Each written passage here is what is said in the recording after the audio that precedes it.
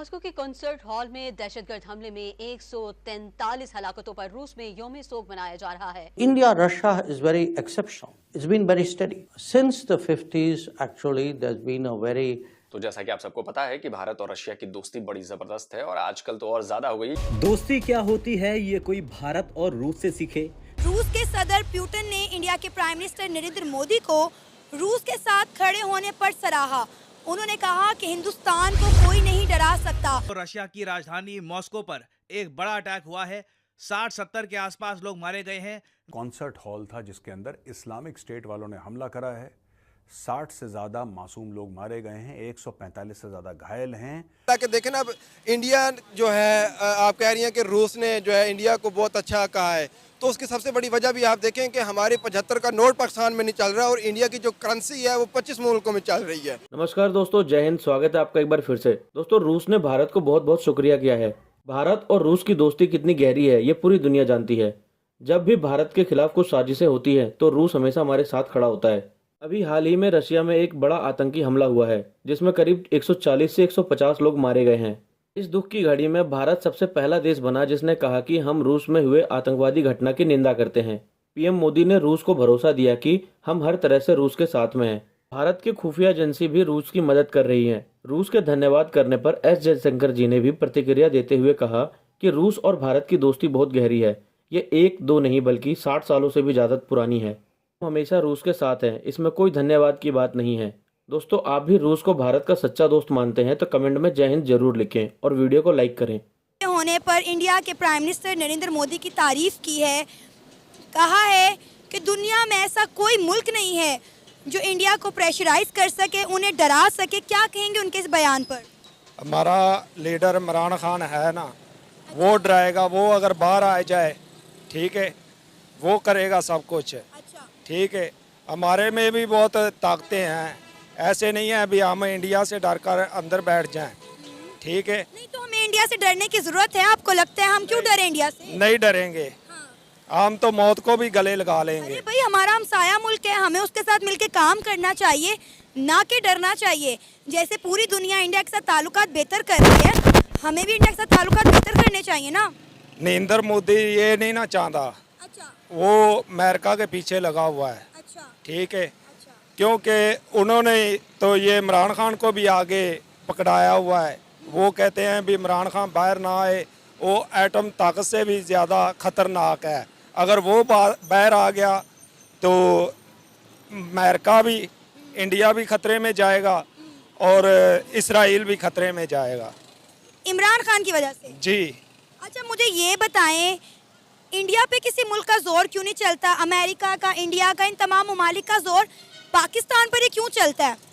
पाकिस्तान क्योंकि रिश्वत लेता है। अच्छा।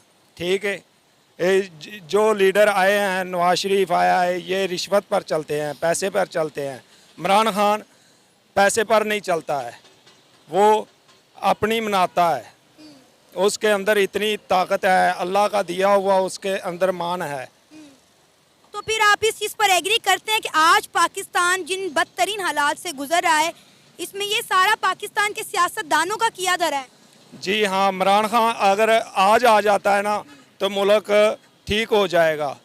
अगले 2 माह तक, एक दिन उसे छोड़ दें, 5 महीने उसे दे दें सिर्फ। ठीक है, फिर देख लें भी वो क्या करता है। ये थे ना 3.5 साल, क्या किया इमरान खान साहब ने? इंडिया के साथ हमारी ट्रेड होती थी वो भी बंद कर दी, क्योंकि ये नून लीग के नीचे बंदे थे। अच्छा। ठीक है, ये उसे खुला शरेआम चलने नहीं देते थे। ठीक है, उसकी टांगे खींचते थे, सियासत की तरफ ले जाते थे। वो एक कौमी लीडर है। अगर उसे 5 साल और दिए जाते तो तुर्की की तरह वो भी मुल्क खड़ा करता, अगर वो भी एक आलमी बैंक बनता। आप इस चीज़ पर एग्री करते हैं कि आज इंडिया जो दुनिया की 5वीं बड़ी इकॉनमी बन गया, जो इतनी तरक्की कर गया है, उसकी वजह उनके मुल्क में सियासी इस्तेकाम है, वहाँ पे पॉलिटिकल स्टेबिलिटी है। वहाँ जो सियासतदान आता है अपने 5 साल मुकम्मल करके जाता है। जी हाँ, वो रिश्वत लोग नहीं ना लेते, वो एक काम भी करते हैं, वो जनरेशन भी आगे बढ़ाते हैं।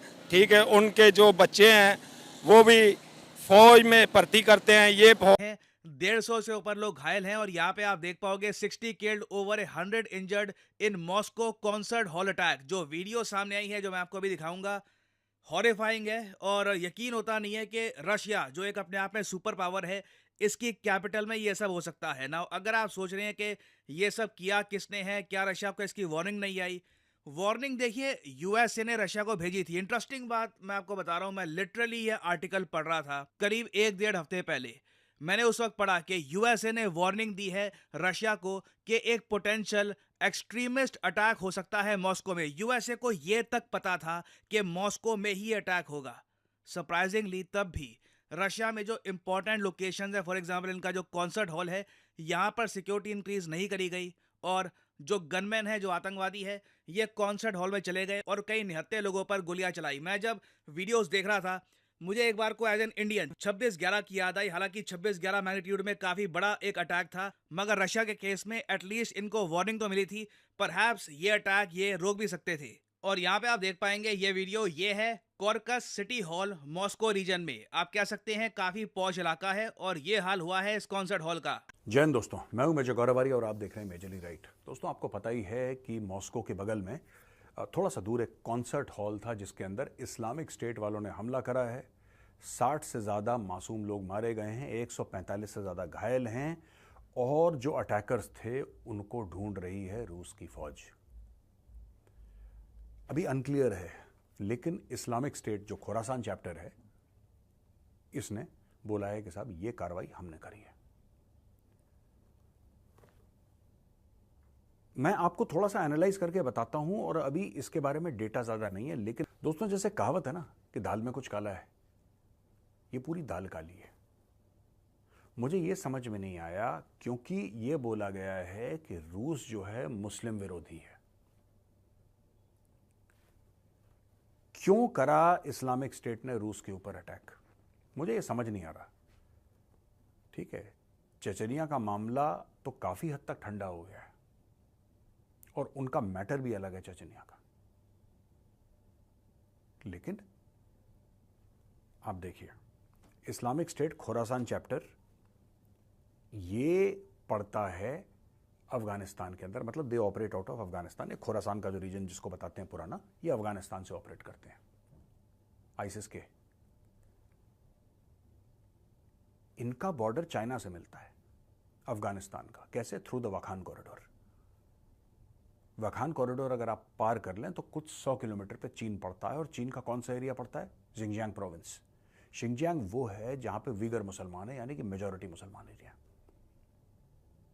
वहां पे चाइना का कहना, ये मैं नहीं कह रहा, चाइना का कहना है कि यहां पे आईसिस पकड़ बनाने की कोशिश कर रहा है। नाकामयाब रहा है लेकिन पकड़ बनाने की कोशिश कर रहा है।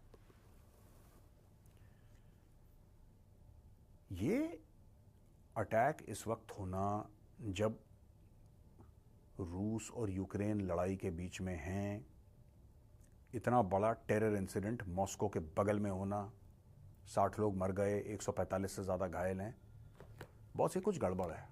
मैं कोशिश करता हूं एनालाइज करने की, क्योंकि अभी फैक्ट्स नहीं है मेरे पास कि मैं पूरा एनालिसिस करूं, लेकिन मैं ये पढ़ के बताता हूं आपको कि क्या फैक्ट्स हैं फिर। ठीक है, गनमैन ये कैमोफ्लाज ड्रेस जो फौजी नहीं पहनते, वो चितकबरा टाइप का जो कैमोफ्लाज जंगल पैटर्न वाला, वो पहन कर आए और उन्होंने ऑटोमेटिक